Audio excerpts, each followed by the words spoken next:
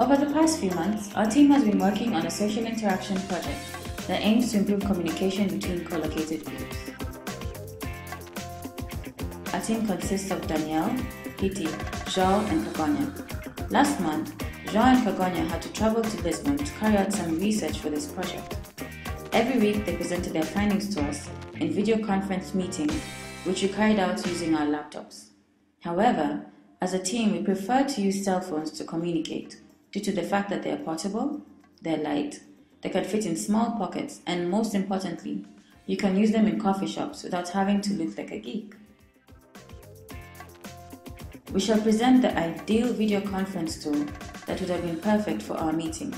We shall call this tool Pocket View.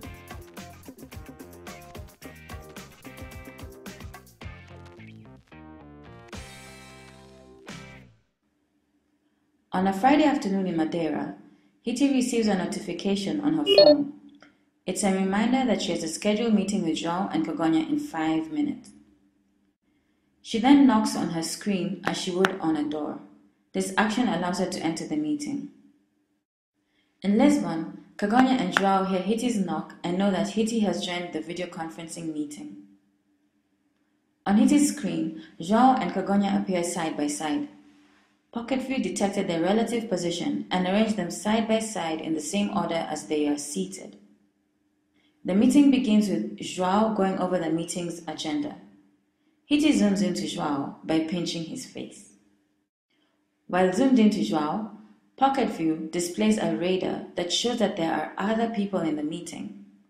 The radar indicates that Kagonya is to the right of João, so Hiti pans her phone sideways to the right in order to see her and to respond to a comment that she made.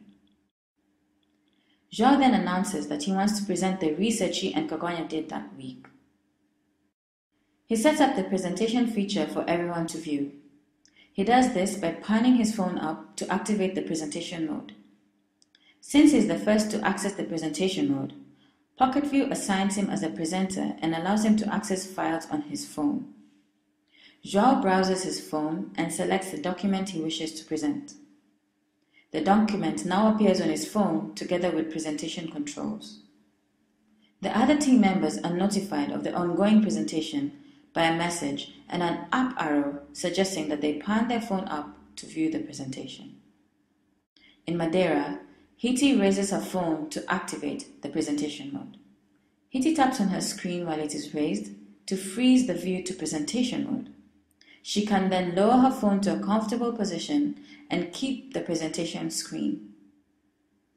10 minutes into the presentation, Hiti sees something interesting and decides to invite Danielle to the meeting, though Danielle was initially not part of the meeting. She does this by shaking phones with Danielle. Danielle now appears in the Pocket View meeting, side by side to Hiti. Now that they have two phones available, Hiti and Danielle decide to share screens. To do this, Danielle bumps the top of Hiti's phone in order to activate multiple screen mode.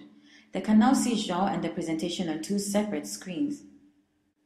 Danielle wishes to ask João a question, but he doesn't want to interrupt him, so he flips his phone vertically to indicate that he wants to talk. João receives a question request on his phone. He taps the request, which then allows Danielle to ask his question and allows João to see who asked the question. At the end of the presentation, the team decides to brainstorm on some new ideas. Kagonya suggests that they write down their ideas on a Pocket View shared document. Everyone sets their phone to table mode so that they can all type into the shared document. They do this by panning their phone down. After a very successful and productive meeting, the team decides to leave the session. They do this by waving their phones goodbye.